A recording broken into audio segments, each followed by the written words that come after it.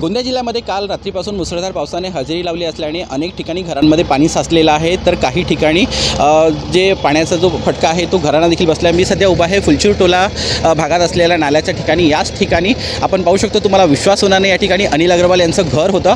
अक्षरशः दुमजली जे घर होतं ते नाल्याच्या पायथ्याशी या ठिकाणी तयार करण्यात आलं होतं। ते घर कोसळून त्या ठिकाणी त्यांचा एका 27 वर्षीय मुलगा आणि पत्नीचा मृत्यू झालेला आहे। मुलाचा मृतदेह ताब्यात घेण्यात आलेला आहे, तर पत्नीचा जो मृतदेह आहे तो अजूनही ढिगाऱ्याखाली दबला असून त्या ठिकाणी प्रशासनाच्या वतीने मृतदेह काढण्याचा या ठिकाणी काम सुरू आहे। मात्र नाल्या शेजारी असलेल्या घर बांधण्यासाठी या ठिकाणी नगर परिषदेने परवानगी कशी काय दिली असा प्रश्न या निमित्तानं उपस्थित होतोय।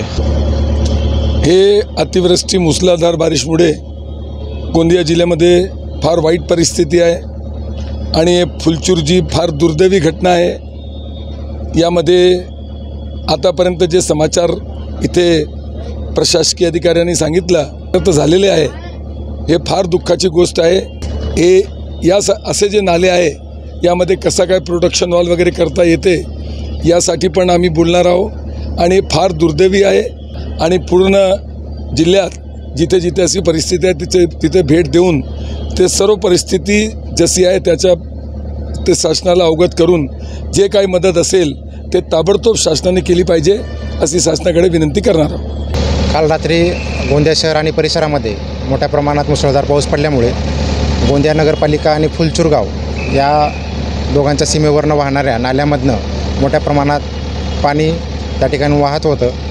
नाल्याशेजारी असलेलं अनिल अग्रवाल यांचं जे घर आहे ते नाल्यामध्ये कोसळलं गेलं आहे। त्यामध्ये एकूण काल रात्री 3 व्यक्ती होते, त्यापैकी अनिल अग्रवाल हे सुखरूप बाहेर पडलेले आहेत। मात्र त्यांचा मुलगा हा मलब्याखाली दबला होता, त्याला प्रशासनाच्या वतीनं बाहेर काढण्यात आलेलं आहे। तसेच सद्यस्थितीत त्यांची पत्नी किरण अग्रवाल या मलब्याखाली दबून आहेत, त्यांना मलब्याच्या बाहेर काढण्याचे प्रयत्न प्रशासनाच्या वतीनं सुरू आहेत। तसेच गोंदिया शहरातील आणि परिसरातील सर्व नागरिकांना मी आवाहन करू इच्छितो की विनाकारण मुसळधार पावसामध्ये आपण बाहेर पडू नका। तसेच एखादी अनुचित घटना आपल्या क्षेत्रामध्ये घडली असल्यास तात्काळ प्रशासनाशी संपर्क साधावा, हे आपणा सर्वांना मी आवाहन करतो। Harish Modgare, GB news, Gondia. GB न्यूजचे प्रत्येक अपडेट मिळवून घेण्यासाठी तुम्ही आमच्या चॅनलला लाईक करा, सबस्क्राईब करा आणि शेअर करा। तसेच बेल आयकॉनला सुद्धा प्रेस करा। आपला जिल्हा, आपली बातमी, जीबी न्यूज, गोंदिया।